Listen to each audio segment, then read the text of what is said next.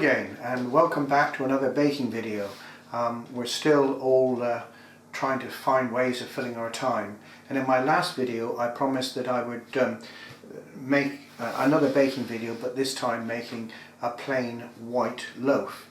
Now I happened to get my recipe from this book, which was the Great British Bake Off, How to Bake, and it was the one that was produced during the 2011 Great British Bake Off, when Mel, Sue and Mary Berry and of course Paul Hollywood were presenting and judging the show.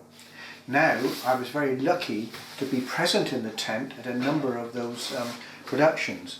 I wasn't there as a baker, I was there in another capacity, but I was there, and I thought, what better opportunity could I have had to buy a copy of the book and to ask Mel and Paul and Mary and Sue to actually sign it. And that's what they did. And I'm really, really pleased with this book. So let's have a little close-up of that now. So there we are, there's the cover sheet of the book, saying to Dave from Mary, Happy Baking from Mary Berry, from Paul Hollywood, and from Mel and from Sue, with much love. So that was a really nice book to have signed by them while I was in the tent, so that's absolutely brilliant. Anyway, enough of that, let's get on with some baking, is what I'm going to do today. And the recipe I'm going to follow is how to make a perfect white loaf. Well, we'll see how perfect it is when I finish, but I have done some of these before and they usually turn out pretty good. So let's have a look at some of the ingredients to make this loaf. So these are the ingredients we need to make the bread. 700 grams of strong white bread flour. Now I do appreciate flour is very difficult to get a hold of at the moment, especially bread flour, but if you can, that's what you need. 2 teaspoonfuls of sea salt, and they're crushed sea salt flakes. 1 sachet of fast-acting dried yeast, which I've got there, or 15 grams of fresh yeast, and I have got some fresh yeast because I was lucky enough to get it from the local baker. And then 450 milliliters of lukewarm water. And we need some extra flour, of course, for kneading and for putting on the baking surface. So that's all the ingredients. All you need now is a little bit of patience and a little bit of time. So I'm going to start off by showing you how to activate the fresh yeast if you're using the yeast. The general rule is, if you're using fresh yeast, it's double the amount that you would normally use if you're using a packet of dry yeast. So let's have a look to see how we activate the fresh yeast first. For this recipe I'm using fresh yeast because it was available to me. You can always, the smell is something special. Crumble the yeast up in a small bowl, and as I say, I'm using double the amount of about 14 grams of fresh yeast. I'm now going to add some sugar to it, a little bit of sugar, and then some warm water. The amount of water I'm using for this recipe is 450 milliliters, so I'm going to put some of that quantity into the yeast. Not very much, just a little bit. And then I'm going to mash the yeast with a fork. The water temperature should be about 37 to 45 degrees. If it's too cold, the yeast won't activate, and if it's too hot, it's going to kill the yeast. So we need to get all that fairly well mixed in. And it does smell rather nice. Right, that's it mixed in. Now I'm going to leave that for about 5 minutes. And if it's all working properly, the yeast should, you should start to see bubbles forming or foam forming on the surface. So I'm going to just leave that now for 5 minutes and get back to you. So there's the yeast after about 5 minutes, and as you can see, it's formed bubbles on the top, which shows that the yeast is nice and active. Don't have the water too cold because the yeast won't activate, and don't have it too hot because it will kill the yeast. The correct temperature is when you can sort of dip your little finger into the water and it's about blood temperature. In other words, you don't have to go ow and take it out very quickly. So about 37 to 40 degrees is about ideal. So that's a yeast ready to use. Okay, let's start the making the dough. At long last, you might say. I've emptied the flour into a large bowl, large enough for when it proves, because it's going to actually double in size. I'm now going to make a well in the centre and put in the salt. Make sure it's nice and crushed up, and it has to be distributed well, because if it's not distributed well and it directly contacts the yeast, then it will kill the yeast, and you won't get anything happening at all in here. So that's going in there. Mix it around really well. And now I'm going to actually add the water and the yeast. So I'm making a well in the centre. As you can see, the yeast is now well bubbled and it's ready to go in. So I'm putting the yeast in and adding the water. And now I'm going to mix that in a little bit with a spoon, and I'm adding the rest of the water. And now, once that's in there like that, I'm going to start to knead it with my hands. And this is the bit which is all important. Get it nice and as kneading it with your hands, so that you can make a nice firm dough from this. And this bit is very, very mucky because your hands get really, really sticky. It's nicer to perhaps get some more flour on your hands at this stage, because kneading the dough, once it's out of here, is the next important bit. But if I take it out too early, I'm not going to have incorporated all the ingredients in it. So it feels warm, it feels wonderful, and it's smelling absolutely delicious. So I'm now going to tip that out onto a floured surface once I get the majority of it off my fingers. So let's get that out, scoop it out, and make sure that it's all the dough is out there on that surface. There.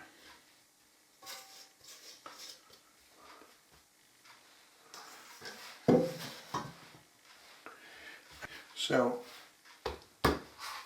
always advisable to, I'm standing to one side so the light can get on it a bit more. So I'm going to fold it and push it. I'm going to fold and push, fold and push, fold and push. And this is a technique I like to use. Fold it, turn it through 90 degrees and push, fold and push, fold, and you can see already that the texture of the dough is starting to, I'm just going to put a little bit more flour on that, the texture of the dough is starting to change. It should end up as nice and silky and smooth. I'm going to use this to actually scrape a few bits in there. Like that. A bit more flour down here. Rub it around. Push and fold. Push and fold. Now at this stage it's not sticking to my hands very much at all, because we're getting a nice consistency in the dough. I always find this is the therapeutic bit of making bread, and some people like to use an electric mixer for this, or a dough hook. You can overprove the dough by using an electric one, but you cannot do that. You can't over knead the dough by using the hand method, because you simply can't do it. It's just such a good way of kneading the dough. plenty of flour on here, and then push and pull, turn, push and pull, turn, push and pull. Now you can fold as well. In fact, there's no limit to the things you can do, but some people like to drop the dough and let it stretch, and you can see already it's stretching. The idea of this element is to actually stretch the dough so you get a good, nice firm mix. And dough's a wonderful thing. It's at the moment, because I'm using fresh yeast, it's smelling absolutely delicious. You do tend to get a little bit of extra aroma when you're using fresh yeast, but if I was using the dried yeast, I mean, it works just as well, and it's just a little bit more simpler because you haven't got to actually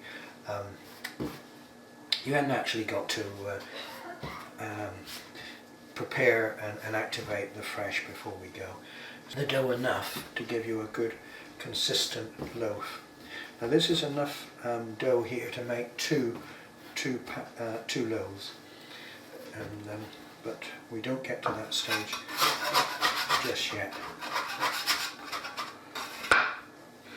So I'm going to stop the video just now and carry on kneading, and then I'll come back when it's nearly ready. Well, I've been kneading the dough now for about 10 minutes, and you can see how the texture has changed. It's now becoming smooth, and there's no lumps or bumps in it, and it's smooth, and you can just feel how the texture of the dough is changing. It's a lovely smooth feel to it, and it's almost ready now to do its first proof. I'm not going to divide it at this stage. We have to go through a first proof.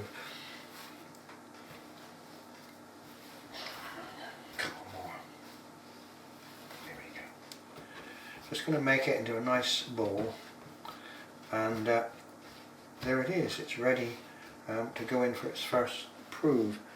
What I've done to my bowl is cleaned it out, and I've lightly oiled it with some, I use walnut oil, but it can be any oil, just to oil it slightly on the inside before you put the loaf in.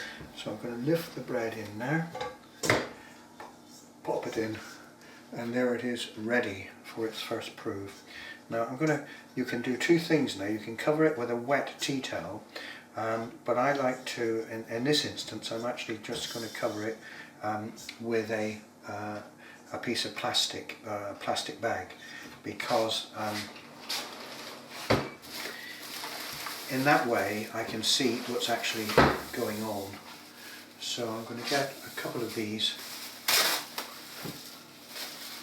and cover it with this, and tuck it down the sides. Now the time now is 20 to 1. I'm going to leave that for an hour, and it's fairly warm in here. It's a fairly warm day, so I'm going to leave that for an hour, and it should double in size, so it should be up to the plastic in that time. So this is the bread at the start of the proof, and I'll come back in about an hour's time and see how we're doing. Okay, well, I think that's at least doubled in size, which is what we were looking for. So now we've got to knock it back to prevent any large air pockets being inside it, unless you want a loaf with lots of holes in it. So we'll knock it back and divide it, ready to carry on with our bake. So knocking back is exactly what it says. I'm going to punch the dough to make it smaller, get all the air out of it. There's a lovely rise, get the air out of it.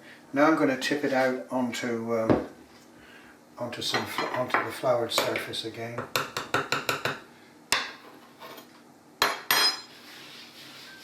And because the tin has been oiled, it should come out without leaving any residue behind. It should just actually just come out very, very easily, leaving the bowl nice and clean.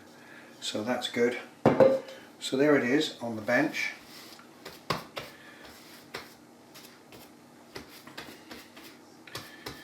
What we're going to have to do now is to divide it in half.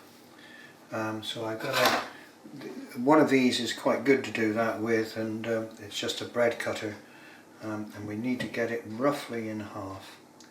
Not always easy to do. Maybe if I floured that a bit, it would be better.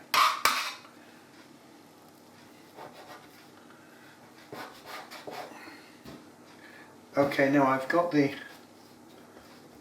loaves divided into two. So there are the loaves divided into two.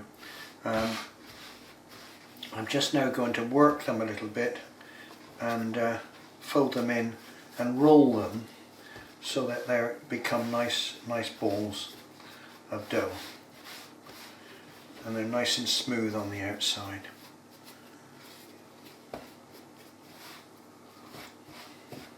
And put them on it again.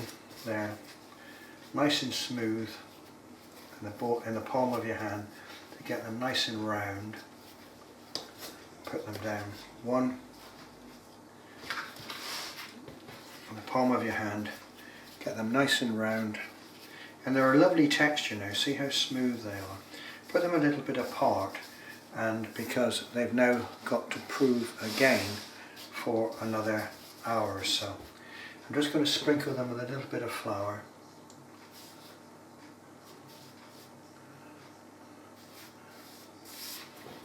Now I'm going to cover them again and get them so that they can prove, and again almost double in size.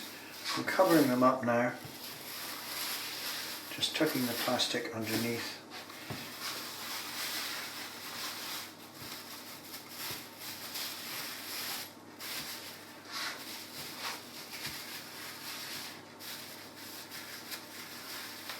You can use a wet tea towel to do this if you want, but I quite like doing it like that. Plastic's not going to stick because they're covered in flour. And now I'm going to leave them like that for another hour, and then come back a bit later on. They should have again risen and quite a lot in that time.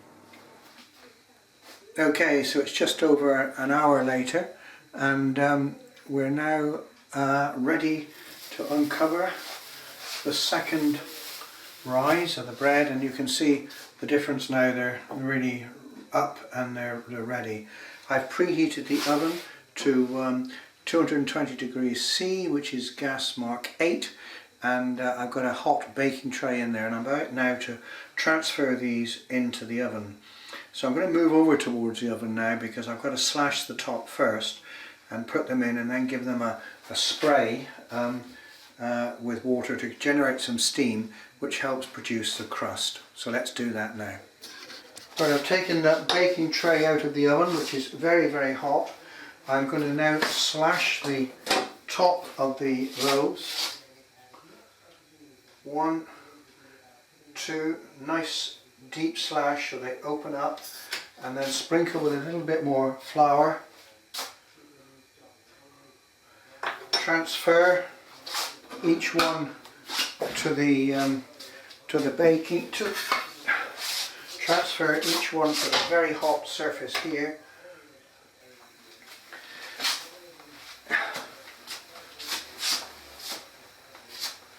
So that they get a maximum amount of heat very quickly. And I'm going to spray that, which produces steam, which will help produce the crust. And there we go, they're in the oven. Now they're in the oven. I'm going to bake at a high temperature, which is gas mark 7, for 15 minutes, and then turn it down to about gas mark 6, and bake for another 15 to 20 minutes until they're golden brown. During this period you can keep turning the bread so that it's browned on all sides, and also keep spraying it to get a nice crust on it. The loaves, they are a baking. Now we can tidy up a little bit and come back to them in a few minutes time.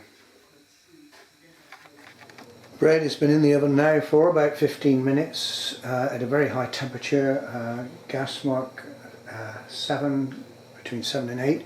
I'm now going to open the oven, turn the temperature down and turn the bread around. So let's get that done.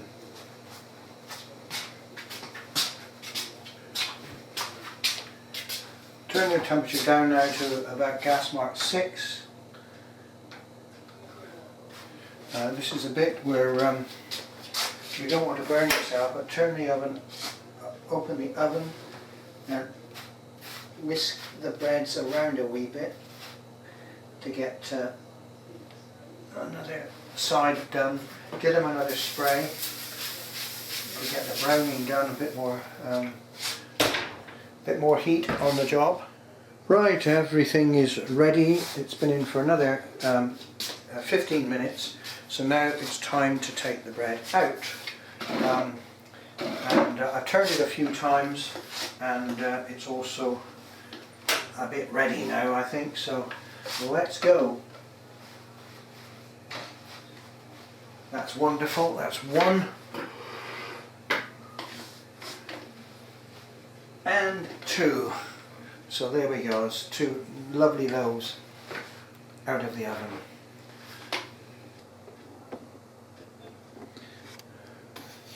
That's Coke, by the way. So there we go. 2 very nice loaves. You might say a little bit of effort, a little bit of time.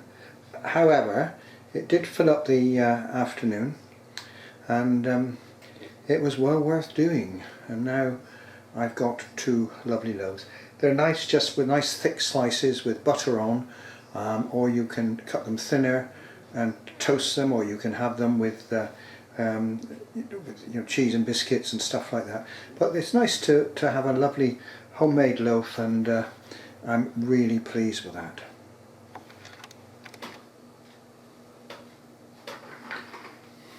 Well, that's it for another video. And I did say I'd do something different for my next one after this, and maybe I will. I'm waiting for some components to come for the radio I'm working on. But I've enjoyed making this. It's been in the warm, and there are my delicious loaves. Really pleased with those, and thank you again to Paul and Mary Berry and Sue and Mel for the wonderful book and the wonderful recipe that Paul has put in it for making this simple bread. I hope you enjoyed it. Please do have a go. I've gone into a bit of detail here on fresh yeast and things, but I like fresh yeast. But if you don't want to do that, just dry yeast and it works absolutely fine. Less fuss. But thank you very much for watching. Tomorrow, I think I might have a rest from baking tomorrow, and I don't know, read a book. I've got some Agatha Christie work I need to catch up on, Agatha Christie books and bits like that. But maybe I'll just have a more relaxing day tomorrow. Anyway, thank you for watching yet again, and as always, take care.